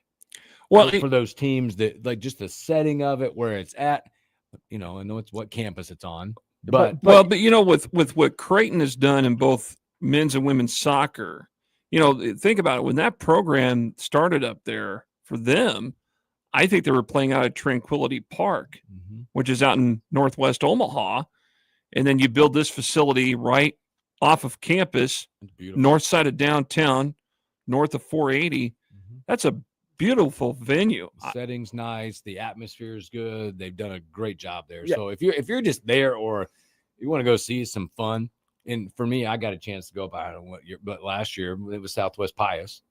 Yeah, for the Class A Yeah, for the championship. championship at night on fire. Well, back whenever I was in high school, that was my favorite state venue to go check out. I'd go up to state soccer every single year because, I mean, the area around the stadium, it's like 8 blocks away from the Charles Schwab Field. So you have that nice area around there. But not to mention the fact that once you get to semifinals and finals, you get those student sections packed behind the goals. And boy, especially like in the shootouts, when they're half and half. Woo. You got a very beautiful view of the skyline of Omaha from there too. And but yeah, I mean, that's going on this weekend. You got semifinals for the boys in Class A and girls for Class A today. B is tomorrow. Pius and Norris playing that semifinal tomorrow afternoon at 2. Wow. And then state baseball getting underway. Checked in on the game with East and Papillion La Vista. It's scoreless after 1 up at Tal Anderson Field. And the first round games in Class A and for Class B tomorrow are going to be played at Tal Anderson. And then everything shifts over to Warner Park. And then the elimination games will be at Papillion La Vista South. Class C is going to play their games at Fricky Field in Papillion, which that's a good spot. Have you been there? Yep. That they refurbished that field in the press box there a few years ago, and unfortunately, it wasn't used during COVID because that was the first summer that they were able to use that facility. But I've been to Fricky before, and that center field fence is deep. It's got to be about 430 maybe. It's a deep for a high school level facility. That's a deep ballpark. Which is interesting that it's that far because that causes obviously nobody's hitting it out of there on most given days. It causes issues from an alignment standpoint for a center fielder. There's so much territory to cover. Right. Where do I stand? Which way? There's a lot. Yeah. So that's going on. And to kind of give you an idea what the brackets look like, East and Papillion La Vista playing now. The winner will play Monday at 4 at Warner Park against the winner of the next game, which will be Millard South and Millard West. The other part of the bracket is Papillion La Vista South. They're the number 2 seed, East being the number 1. And so Papio South and Millard North play this afternoon at 4. Then tonight at 7, it's Elkhorn South and Kearney. And the winners of those 2 games will play Monday night at 7 over at Warner Park.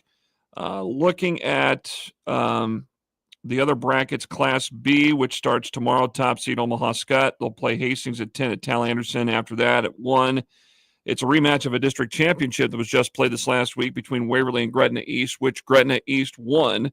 So there's the rematch, the return bout there. The other half of the brackets got Bennington and Seward at 4, and Ralston and Omaha Gross tomorrow night at 7. So those winners advance on to Papillion La Vista South on Monday. Losers of those games will be over at Papio South on Monday as well. Class C really quick, and we got a couple of Lincoln area teams competing. Now the top seed is Central City Centura. They come in at 21-1, an impressive 21-1 record. St. Paul Palmer will be their opponent tomorrow morning at 10 at Fricky Field. Then Lincoln Christian for Calhoun play at 1. At 4, it's 2-time defending state champ Malcolm against Elkhorn Mount Michael, which is a rematch of that Class C championship game from last spring, which Mount Michael had a lead heading into the bottom of the 7th. And Malcolm rallied for, 3 runs, Elijah? I'm trying to remember, 3 runs and walked it off. I think on a double. Mm-hmm. And so the rematch of that game is tomorrow afternoon at 4 at Fricky Field, and then Adams Central out of Hastings will play Wayne tomorrow night at 7. So those are your pairings. So we got 4 area teams, Lincoln East, Waverly, Lincoln Christian, and Malcolm, that are all playing in the state baseball tournament that will continue to follow here as we go through the weekend and early next week. The state championship games are set for a week from today at noon, 3:30, and 7. and those will be at Warner Park. And should be weather next week should be decent. The tough part is going to be Monday and Tuesday, because it looks like Monday might be a severe weather day. Potentially, we could have severe weather on Sunday too. That's the last. We don't get me wrong. We need rain. We definitely need rain. We don't need the bad stuff. Severe though. But and then Tuesday there could be some on and off rain chances throughout the day. There is a designated backup day. Usually it's Thursday. So if they have to take a day off of competition because of the weather, then Thursday will be that, I believe, the backup day, and then the championships are next Friday. There's a lot. Yeah. That is a lot You to wonder digest. in those situations. No, it's awesome. It's a great time of the year. But the question being, like, you wonder in those situations, if there's rain and they go to the backup day, based on who the teams are, who it helps. Probably helps pitching from an arm perspective. Because, whoever starts today would have to wait until, I believe, Tuesday or Wednesday. Depends on how many pitches they throw. Well, yeah, because the pitch count, if you go 100, you're done. If you go 106 days, I think. So I think you could pitch a championship game if you go 100. Potentially. Yeah.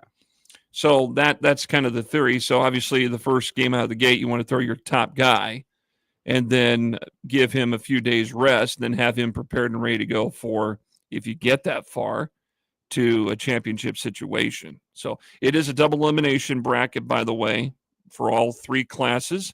So, if you're perfect after the first 2 days, you automatically advance on to the championship game. But what they used to do with the championship rounds is they go best 2 out of 3, and they don't do that anymore. So it's it. You could go. You get there, and that's it. Winner take all. Winner take all. One game, winner take essentially. So I'm getting the pitch count rules pulled up. Yeah, I want to know that. I'm super interested, because in the youth level, it's the innings more than pitch count. Because I know when Jared played, it should be different. When Jared played on one of the youth teams he played for, they had a clicker to keep track of any pitch counts, and if they got to, I think, 80. How old? This is like middle school, not high school. High school's different, but middle school, I think it was 80. I think that's where they kind of cut it off. Like in one game? Yeah, in one game. Varsity rules here, which they change post April 1st once the weather warms up. So pre-April 1st, the hard pitch count it's a soft pitch count because you get to finish your AB. It's 90 pitches, but for the state championships, you can get up to 110. Oh my God. 110. Yeah. And if you throw between 91 and 110, you're required to have 4 days rest. Yeah. You got to have 4 days off. That sounds about right. 71 to 90 is 3 days rest. 51 to 70 is 2 days rest. 31 to 50 is 1 day rest. And if you pitch less than 30 pitches, you can pitch the next day. Mm-hmm. Yeah. Really quick, I know we've been talking about baseball and soccer a little bit here. Want to give a shout out to district track champions. Lincoln Southeast boys won the A1 district title up at Norfolk this week. Looks like Fred Thorne qualified for state, winning gold in the 100 and 400 meter races, and he's really been the guy that we've kind of talked about a little bit here on the show recently. I've known Charlie because he'd come work out in like the Southeast weight room whenever I was over at Southeast. He has been like the physical specimen from age like 6. Just a great. I mean, both his parents were an American Ninja Warrior. Dad was a running back in Nebraska back in the day. Yeah, I remember watching Fred play at Southeast too. Yeah. Charlie's been a great athlete since the day he was born, it feels like. And I'm not surprised.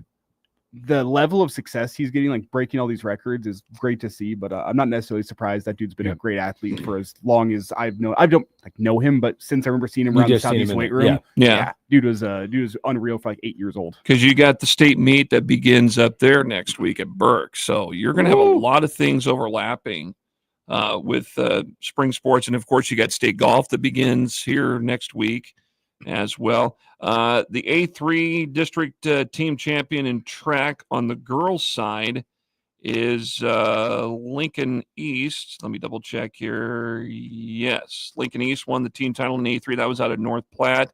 And at Union Bank Stadium the other day, both Lincoln Southwest boys and girls won the A4 district team titles. and look very much destined to do very well in the state meet, although Kearney, their boys and girls won the A2 district out at Kearney this week. So, yeah. So we're winding things down. Golf going to have their state meet coming up.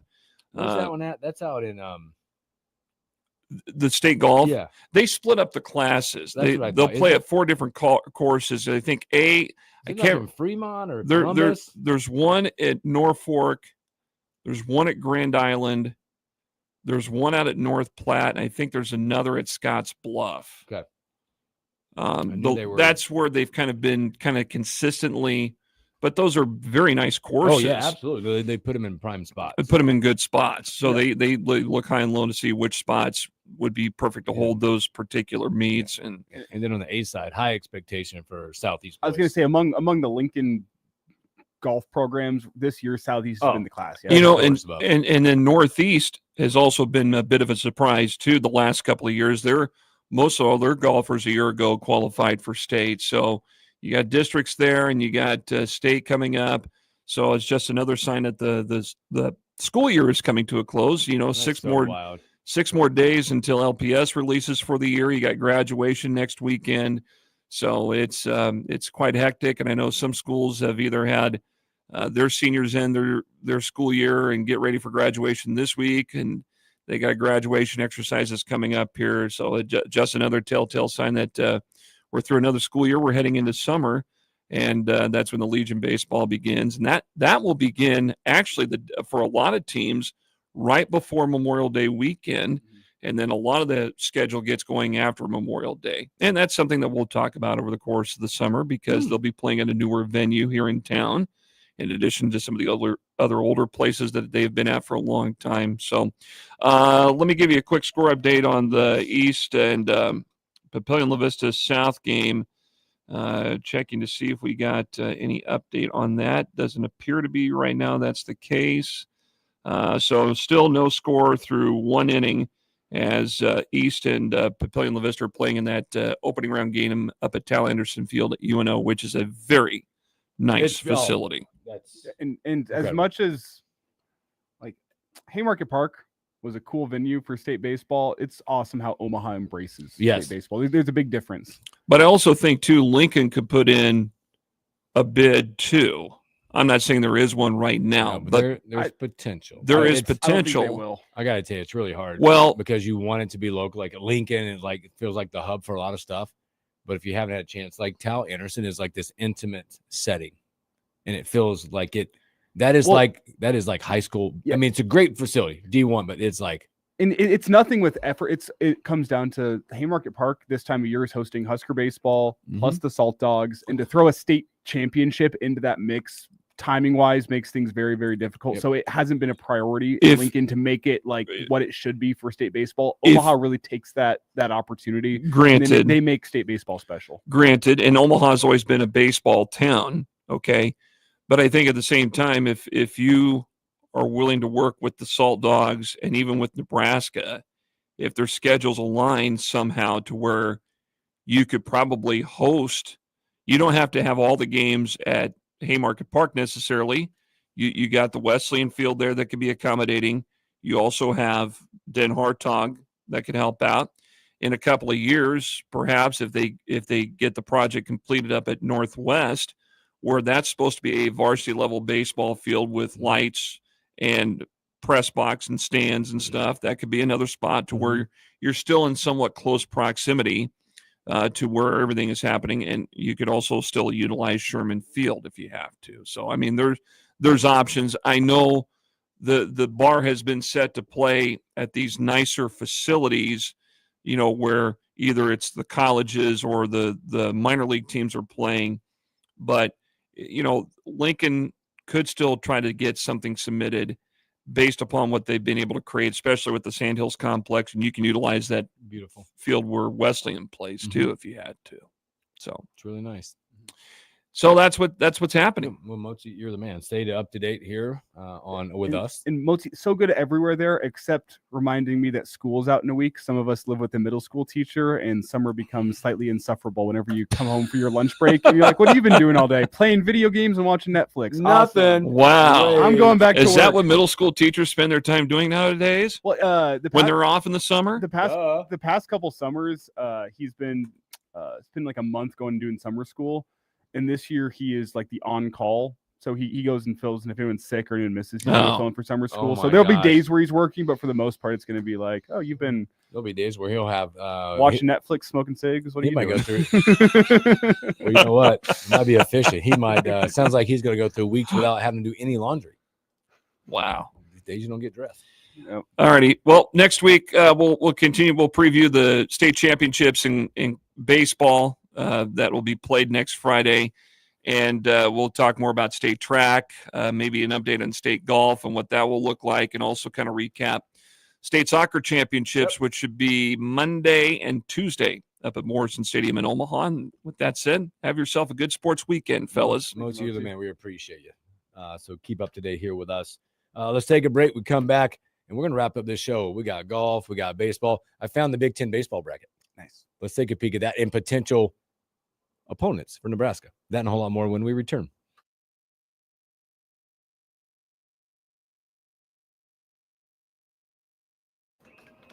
Yeah, buddy.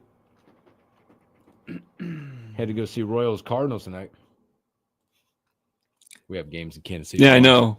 Well, the old I-70 series. We picked up some tickets. There's 13 of us. Where are you sitting at? Oh, we're just way up top, kind of behind home plate. It's Firework Friday. We're taking, it's like 5 adults. It's like most of the team, like 8 kids, 5 adults. Be a good night. Go down. My son went and saw them play the Cubs a year ago. He went to the Saturday night game. That's where he saw the Grand Slam. Ooh.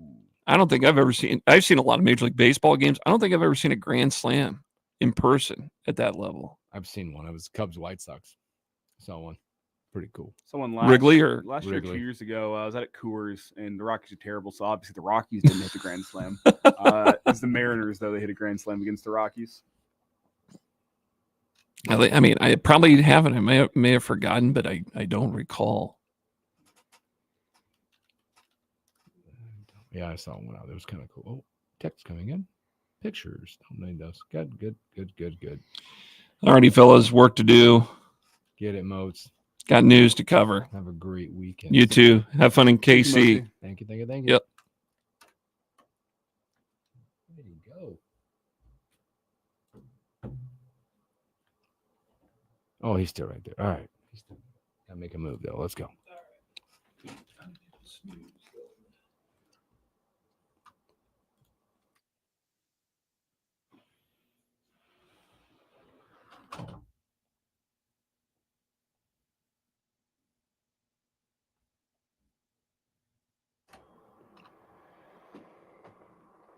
It's pretty cool.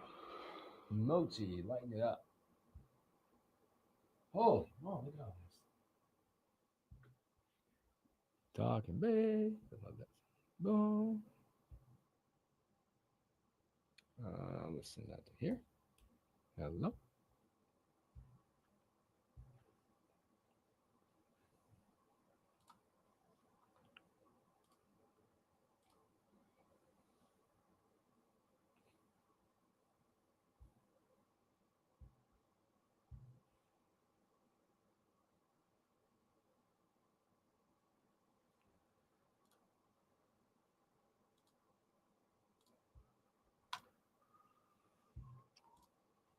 Oh man, I don't like those.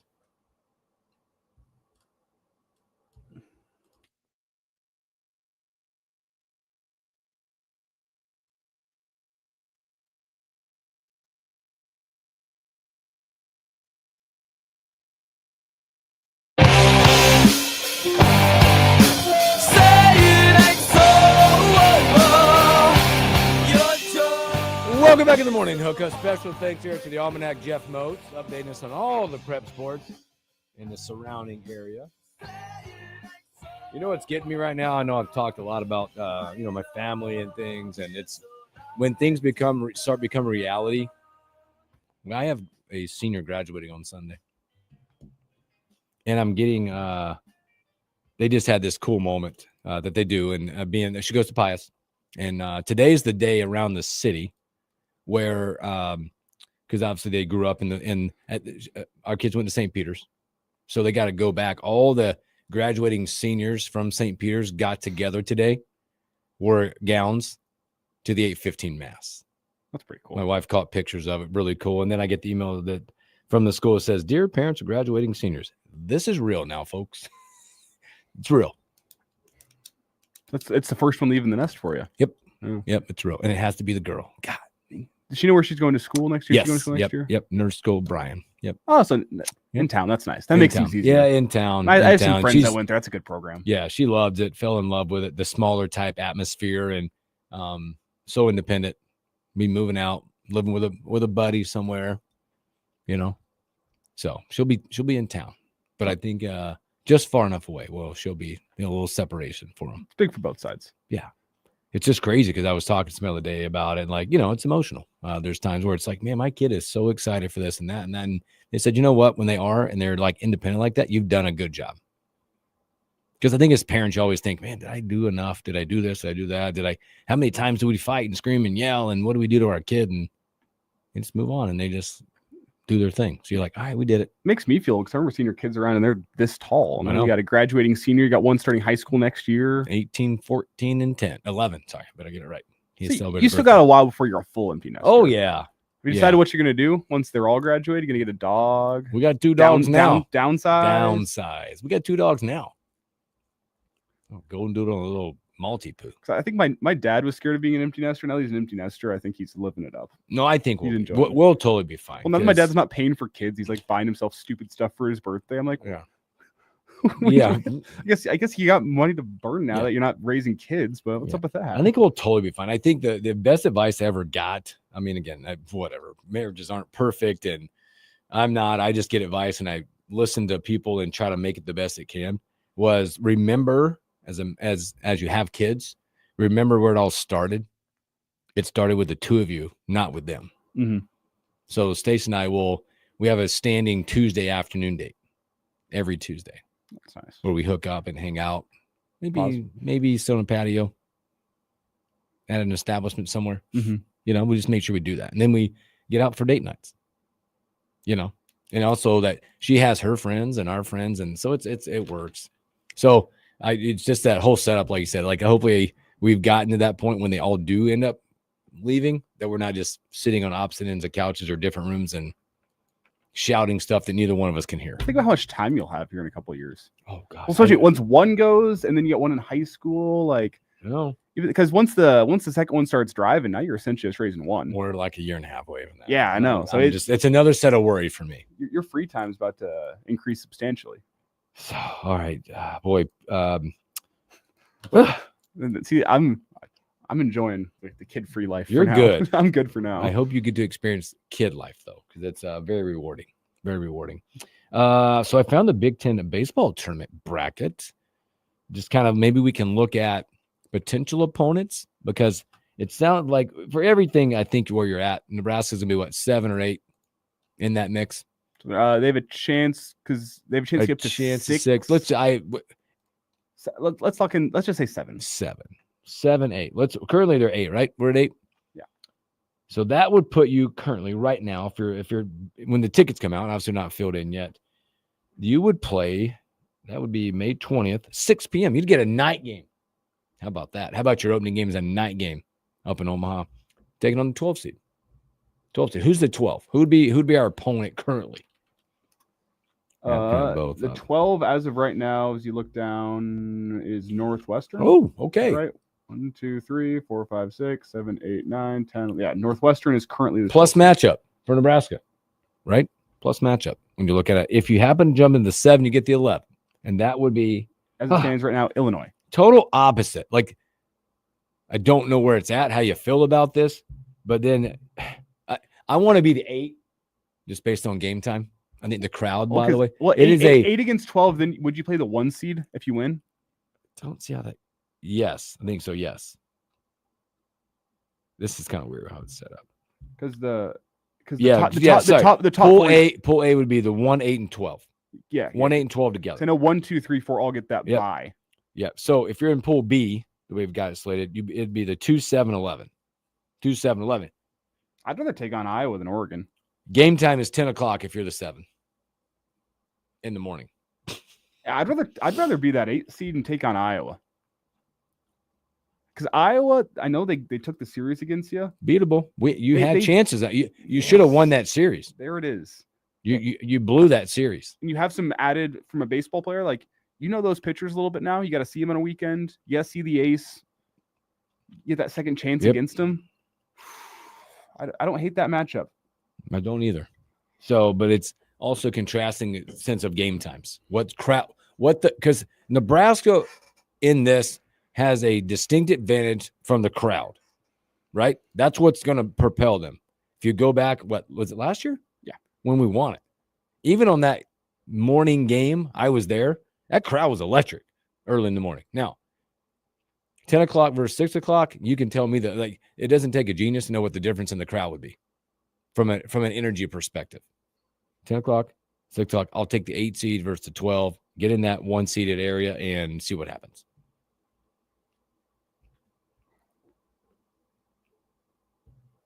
Give me a 6 o'clock start. 6 o'clock start would be cool. Iowa would be cool. Let's also Iowa in their last 10 games, not playing their best baseball. They're 3-6-1. Woo! Over the last 10, which I didn't know you could tie in baseball. And you mentioned Oregon. Oregon's hot right now, 9 out of 10. Northwestern also. You look at Northwestern, there's 7 out of 10. Ryan chimes in on the stream here saying, with all this family talk, we need to get Candleman Herbal a lady. I like how the family talk turns into. It's all right. All of a sudden, swiping right. It's not too bad to be free for a summer. No. No. Definitely not. I look forward to the day that I'm like, I'm not running from Kansas City to Lincoln for a graduation to another graduation to great. I'll be checking out Salt Dogs games, golfing, Eagle Raceway this summer. Yeah. I get to do what I want without fear of a lady. The fear of a lady saying, "Hey, we're gonna get brunch." It's not. Oh, you just said the fear. Yeah. Maybe that's a conversation for my therapist. Yeah, I bet you gotta hang on there because you might have set yourself up just now if the ladies are listening for a free summer. I think ladies are listening to the morning hookup. We've had a few chime in, had a few callers before. Are they eligible? Moving on. Oh my God. Big Ten, PGA Championship still rolling right now. Max Homa still playing well? He dropped a shot. He's 6 under. He's 6 under through 15. He dropped 1, 3 back. Vegas got it back. He's even. 7 is setting the pace right now. JJ Spawn, by the way, and Matthew Pavon also having really good days. They're 5 under. They started even yesterday, 5 under. They're 2 back of the lead right now. There's some good scores that are being thrown out there. Not Rory though. Well, he hasn't. Has he? When did they have he not teed off? I'm looking there now. Scott, they are 147. Oh, we got a while then. Okay. So we got a while. They're after because they were early yesterday, like the second or third tee time yesterday. So they'll flip it there. Boy, another guy. Let's see. I'm trying to think. Let's go down here because we're always looking to see where that cut line. Wait a minute. It's still there. Oh, +1. She still got guys on the outside. They haven't started yet. Guys like Shane Lowry goes off at 103 today. He's +2. Sepp Straka, who won last week. Oh. Jordan Spieth, 3 under today. Yeah. He's 1 off the pace now. Another guy we talked about that looked rough on the front 9, back onto that cut line. What about Oberg? What did he do now? Is he making his way? He's at 2 over now on the day. I think last we checked he was 5 over on the day. So he's gotten 3 strokes back on 4 holes. And he's back to 1 over. So he's on the cut line. He's 1 over par now? 1 over par. I see it. I want to click that. Let's see what he did. Because after 9, he was 5 over, correct? Yeah, where's his scorecard? He must be having himself a day. Let's see if I can pull this up. Scorecard. Live. Yeah, he must be getting after it. He was 4 over through the front 9, and he went birdie on the 10th, birdie on the 12th. That's hey. After finishing 16, 17, 18, he went bogey, double bogey to finish the front 9. Yuck. That means his front 9 was. Listen to his front 9. He went par. He shot 40. Listen to this. He went par, birdie, bogey, par, birdie, par, bogey, double. He's allergic to pars in the front 9. 40. That's like a scorecard of mine. It's all over the place. There's been rounds where I'm like, he's Mr. One Par. So a lot more fun and excitement coming out of that as you watch. Maybe your favorite player out there, and some fun stories that are developing out there. There's some guys that are really playing bad when you look at it, man. Guys that really perform out there is like a Patrick Cantlay. He's 3 over, got a lot of work to get done on his round. McIlroy, work to get done. I expect something in the 60s from Roy McIlroy today. He didn't drive the ball well yesterday, and that's his bread and butter. He did not drive the ball well because on this golf course, it's you have to hit fairways. You have to hit fairways. And yesterday he did not hit enough fairways. Well, it's not even just about hitting fairways. It's about you have to be on the right place in fairways. It's the right sides of greens. That's what I'm saying. It's similar to Augusta in that your angles in to your greens mean everything. So the fairways are a little bit tight, but also you better play on the right side of the fairway, or else you're going to put yourself in a world of hurt. Thick there. I was listening this morning and yesterday because I love doing this stuff and getting up early and watching. But they were talking about looking at and again, these guys analyze all the rounds. The gentlemen who were putting from below the hole. That's just typical, right? But this course, above the hole or beyond pin high, or pars and bogeys. Below the hole, and then, left to right of it. I mean, I was watching guys this morning, like running 12-footers in from below the hole with their eyes closed. It was incredible the number of putts that were sinking this morning from below the hole, or the guys above it barely tapping it. And it's flying. There's a couple holes where they've got a pin placements where if you miss it it was a par 3, the guys were missing it left in the rough and they were hitting the flop shots. They were like, I saw 3 guys hit flop shots that ran off the other side of the green, and they were beautiful shots. One guy turned into a 6. It's so funny. That's me. I'm like, you are me, sir. If I hit a beautiful flop shot and it runs off the green, I'd still be like, well, did you see the flop shot, though? Like, I can't do anything about that green. Great flop shot, though. I didn't blade it for once. How about that? Hey, I think, can you move over? I'm a little worried where you're standing. Boy. I'm trying to think the last time I even tried to pull out a flop shot. I feel like I do it unintentionally more than anything. The common mistake there would be to slide underneath the ball, right? Slide underneath it, and the thing goes a mile high, but it still just lands in the rough. Yeah, you have to do this again. Where's Where's my putter? That went 60 feet in the air and 3 feet forward. Yeah, where's my putter? Big weekend. Obviously got state baseball going on. Husker baseball, 3:00 today. I think that's Big Ten plus. I'm assuming that is on a Friday, probably. And we're playing Purdue. I got no idea. I should have been prepared. I'm going down there. No. I know Husker softball's on ESPN plus. Yeah, so you got 3:00 today. First pitch, Big Ten plus, Nebraska at Purdue. So you can go 2-screen action. Softball's at 2, baseball's at 3, both on the plus. Both ESPN plus and BTN plus. Get it there. Also, so you got those going on. You can stream those, hang out and watch, or however you want to listen. Also, if you're out and about tonight, going to be a decent night for baseball. Salt Dogs home opener.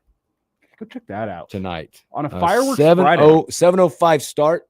First pitch, firework Friday, free shirt Friday. They're throwing them out between innings. Magnetic schedule, chip clip, KFOR night at Salt Dogs. Do we get to hear your voice, Elijah? I'll be here in studio. Yeah, Elijah in studio. I'll be producing, studio hosting. I'll be having a lot of fun. Jeff Moat said there must be an update of state baseball. Yep. There we go.